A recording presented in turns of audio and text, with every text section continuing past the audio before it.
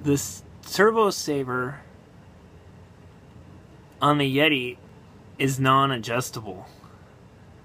I noticed the other day I had some play in my steering, and with the servo powered on, it just grabbed the wheel and turned it back and forth.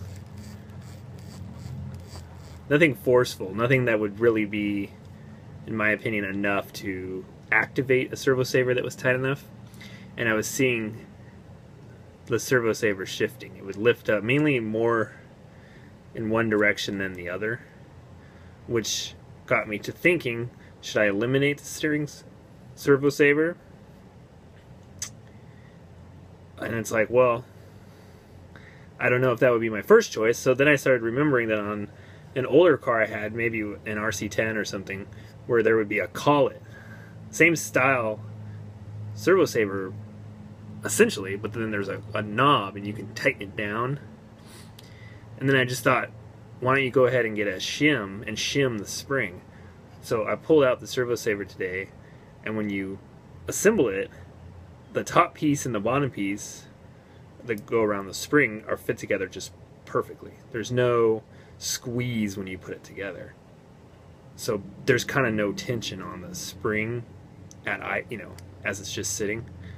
So I dug around, found a shim, put the shim in, tightened it up, and so far it seems a lot better. I'm not getting that instant play. Now it still has a servo saver. Obviously that's not gonna make this like a rock crawler where you have no saver. You pin the wheels up against something and steer, it still activates the servo saver. But for general bashing, I think it's great. The inner diameter of the washer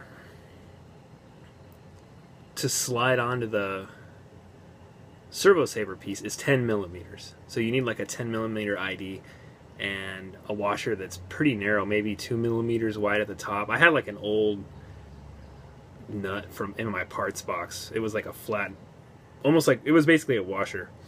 And I had to open it up just enough to slip it on. If you take your servo saver apart, you'll see the side I'm talking about. And it basically sits on top of the spring. Put it back together and it seems better. I'm going to do some more testing. I'm also running the front end locked, trying that out, and that puts a huge strain on the servo, I've noticed. I'm not sure if I'm going to leave it that way.